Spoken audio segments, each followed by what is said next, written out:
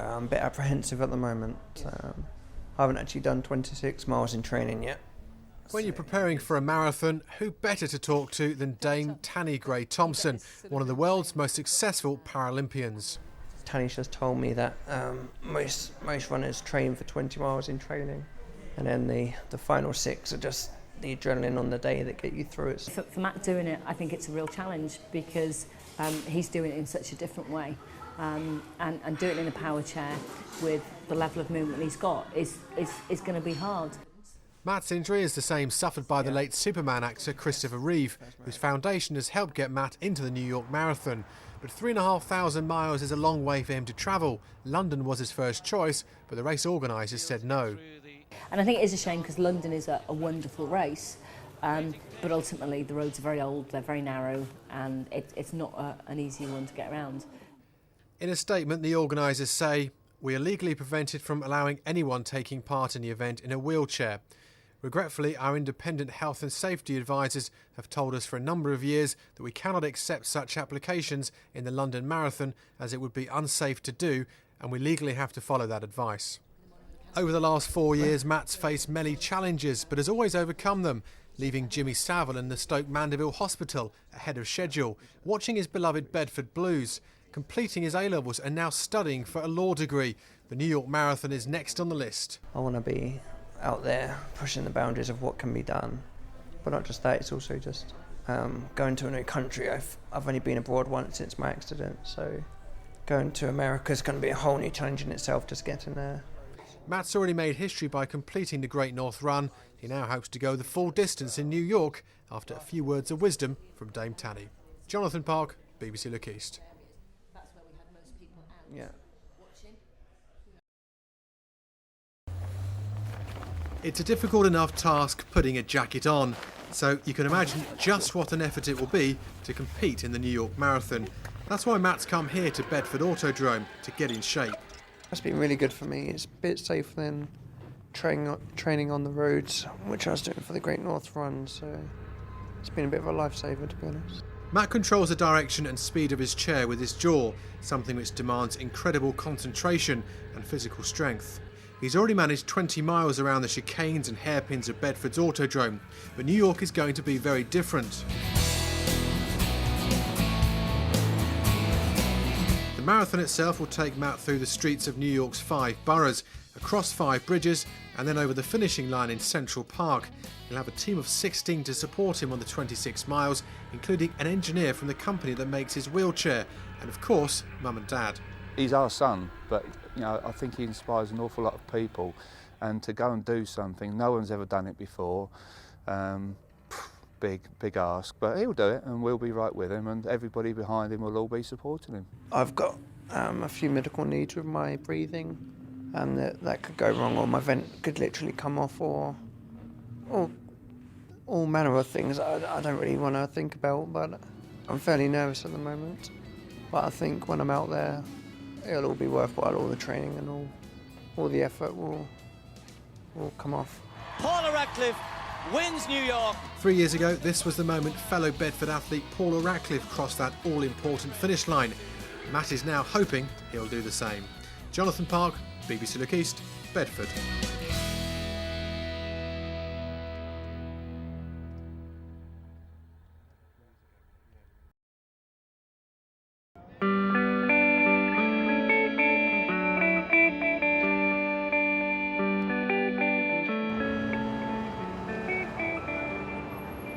So busy. Yesterday we went to Times Square and it was just crazy.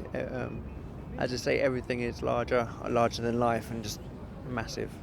It's no ordinary Friday in downtown Manhattan. Everywhere you look, there are joggers. But it is the New York Marathon on Sunday, and for Matt King, a chance to make history by becoming the first person with his level of disability to complete a marathon. 3.5 years is a long time for most people, but it must feel like a lifetime for Matt. Look East visited him at the Stoke Mandeville Hospital shortly after his accident. To get home as quickly as possible and to try and lead as normal a life as possible. Some would say there's nothing normal about doing a marathon, 26 miles of torture. But Matt's team, the Rugby League charity XIII Heroes, will be running alongside him in New York. Well, psychologically, for a start, to be able to motivate himself despite his injury to achieve what he has is an incredible thing.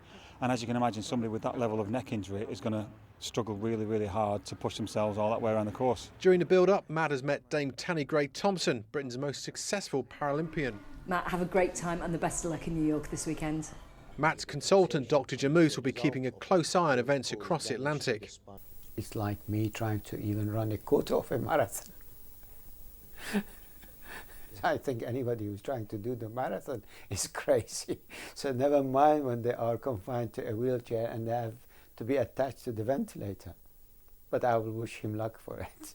When we got off the plane, we found out they'd dropped my wheelchair, so we've had to do quite a few repairs to that to make it ready for the race.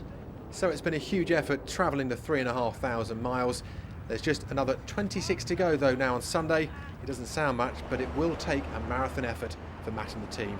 Jonathan Park, BBC Look East, New York.